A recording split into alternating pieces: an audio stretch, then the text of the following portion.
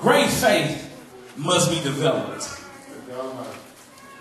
God, if you ever watch God or read God in His Word, He rarely gives you a test. He rarely starts with the big test first. What He tends to do is He starts with a small thing. So you can build your faith. Yes, sir. See, faith must be developed. It must be watered like a seed. And so He'll show you that He's faithful over something small first. And then He'll work you and build you up slowly. And see, the problem comes is that when He throws the small thing in your way, when you live by common sense, you didn't learn your lesson of faith right then and there. Let's take David for example. He took David through the steps of faith.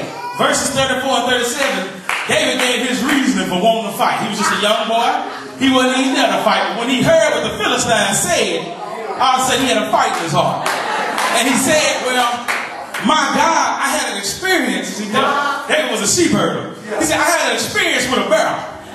He stole one of my sheep. And I went and God gave me victory over the bear.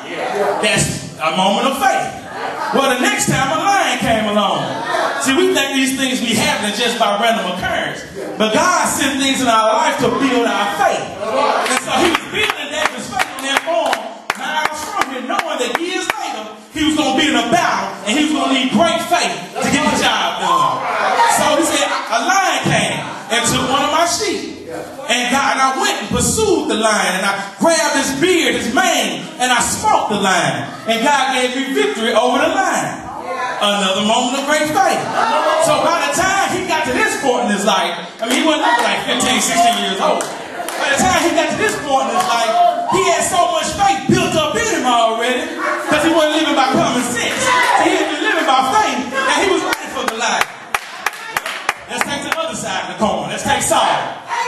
Saul was king of Israel. King of Israel. Well, he had some things going on in his life too. If you check back a couple of chapters, there was an incident where Israel was going to war with the people. And God told him, listen, all right, I'm going to give you victory over this people, but don't take nothing. I want you to kill the people. Kill all the animals. Don't bring no livestock back here. Don't bring nothing back here. Kill everything and then come on back. Saul went, killed everything. Saw all them sheep. And you know, back then, sheep and bulls, livestock, that's like money. So it was just like he just seen millions of dollars right there in his face. Common sense said, you're going to take that money on with you. I ain't going to burn $1 million, is it? That was a moment where Saul lived by common sense. So his common sense grew, but his face stayed the same. There was another incident. Well, Samuel, the preacher at the time, told him, listen, man, we're going to go to war with these people. It was after that war. We're going to go to war with these people, man, and I'm going to be there in about 7 days. You stay here and wait for me. Wait for me, and I'm going to sacrifice before God, and God going to give us the victory. So they got out there, they was ready to go to war. The enemy was out there, the enemy started inching forward. The enemy was more than them, had better weapons than them. So I was like, where's Samuel at, man? It's about to go down. I need Samuel to show up here quick. Samuel ain't no Samuel. Time go on, no Samuel. It even said that some of Israel's soldiers, they started abandoning the battlefield, man. They got so scared. They started leaving, so his army was leaving them. The army that was coming against him was stronger. Wasn't no Samuel. So Saul used common sense. He said, fire up that bull. We're going to sacrifice just right now. I'm going to do the sacrifice. But that ain't what God said. See, there was a moment there where he would have to use faith to get him through that moment. But he used common sense. So his ability to use common sense kept on growing. Because that's what was working for him, common sense. So by the time he got to this moment today, where he was faced with a giant, a Goliath, he didn't have the faith to take on Goliath. Because he was living by common sense. Faith ain't common sense. Faith is not common sense. Amen. See, David, man, he had built his faith up so much. David didn't even have common sense no more, you can almost say. There wasn't nothing common sense about what he was about to do.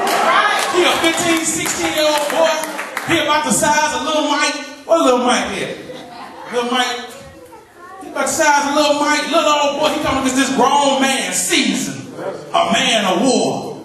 9 feet tall. weighing over 50, 60 pounds of armor. He got a sword, a javelin, and a spear. They killed many men. But they were so full of faith at that point. Common sense didn't even back in to him at that point. He was high. He was high on common sense. I mean, high on faith, I mean. And see, David never killed a man. And see, I'm going to tell you why I really know he didn't have no common sense. What took me over the top with this when I read this. I know he didn't have no common sense. Because in verses 38 through 40, he couldn't even hold up some arm. They tried to put the arm on the boy, and it was too heavy for him. He said, I'll take this off. He couldn't even hold a sword that well. He gonna take a slingshot. I knew right there, man, now he ain't got no common sense. Ain't no common sense about that right there. A slingshot. To a war. Y'all know if y'all would have been there, y'all been talking over. Oh man, no. This is what we sitting out here? Oh no. This is bad, They thought he was high on something, and he was high on faith. See, faith tends to have that effect on you. I remember in the book of Acts, it talks about Stephen. It says, Stephen, full of faith. I didn't know it then when I first read it, but I know now. Whenever the Bible says somebody full of faith, it's about to go down. It's about to jump off right there. But when they get that faith in them, can't hold them down, man. So David looked at him like a fool. But that's the thing about great faith. Great faith tends to make you look like a fool to the world.